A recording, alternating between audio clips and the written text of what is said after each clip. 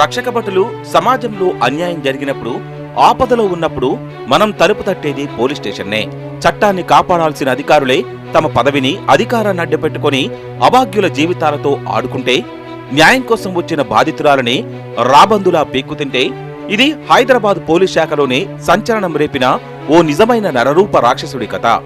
Jubilee Hills CI Srinivasulu Reddy suspension వ్యవహారం ఇప్పుడు కేవలం ఒక శాఖాపరమైన చర్య మాత్రమే కాదు, అధికార మదంతో ఒక మహిళను ఎలా వేధించారో, ఎలా దోచుకున్నారో భయపెట్టిన నగ్న సత్యం.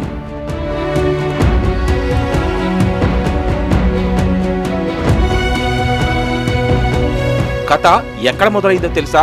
సంగారెడ్డి జిల్లా అమీర్పూర్ పోలీస్ స్టేషన్లో తన భర్తతో వచ్చిన సమస్యల వల్ల ఆక్రోశంతో న్యాయం జరుగుతుందన్న నమ్మకంతో ఒక మహిళ అమీన్పూర్ పోలీస్ స్టేషన్ మెట్లెక్కింది. అప్పుడు అక్కడ సీఐగా ఉన్నది ఈ శ్రీనివాసులరెడ్డి. బాధలో ఉన్న ఆ మహిళా బలహీనతను ఆసరాగా చేసుకున్నాడు ఈ అధికారి. నేను నీకు న్యాయం చేస్తాను, నే వెంటే ఉంటానని నమ్మబలికాడు. తీయని మాటలతో ఆమెకు దగ్గరయ్యాడు. ఆ తర్వాత తన అధికారిక హోదాను దుర్వినియోగం చేస్తూ ఆమెను వ్యక్తిగతంగా లొంగ తీసుకున్నాడు. న్యాయం చేయాల్సిన రక్షకుడే ఆమెను తన కామవాంఛకు బలి తీసుకునే రాక్షసుడిగా మారాడు.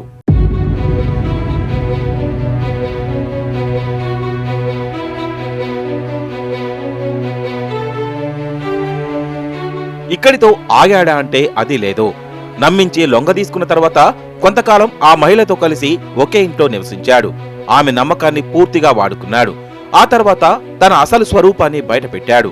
ఆమెకు తెలియకుండా వ్యక్తిగత వీడియోలను అడ్డుపెట్టుకుని బ్లాక్ మెయిలింగ్ మొదలుపెట్టాడు. ఒక సీఐ హోదాలో ఉండి ఒక నేరస్తుడి కంటే దారుణంగా వ్యవహరించాడు.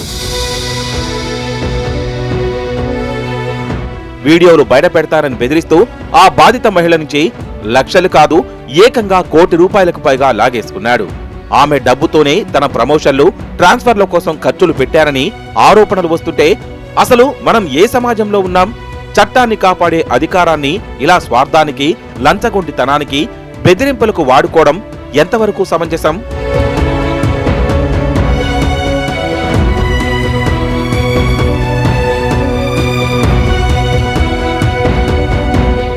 అవసరం తీరిపోయాక, డబ్బులు లాగేసుకున్నాక ఆ మహిళను ఎలాగైనా వదిలించుకోవాలని శ్రీనివాసులరెడ్డి విశ్వ ప్రయత్నాలు చేశాడు.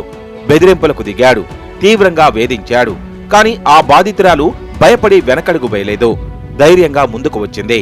తన వద్ద ఉన్న సకల ఆధారాలు, వీడియోలు, బ్యాంకు లావాదేవీలతో సహా నేరుగా డీజీపీని, ఉన్నతాధికారులను కలిసి ఫిర్యాదు చేసింది. ఈ ఫిర్యాదు తీవ్రతను గుర్తించిన పోలీస్ శాఖ ప్రత్యేక అంతర్గత విచారణ కమిటీని వేసింది. విచారణలో ఆ మహిళ చేసిన ప్రతి ఆరోపణలకు మద్దతుగా తిరుగులేని ఆధారాలు దొరికాయి. సిఐ శ్రీనివాసులరెడ్డి చేసిన ఆకృత్యాలు నిజమేనని ప్రాథమికంగా నిర్ధారణ అయ్యాయి.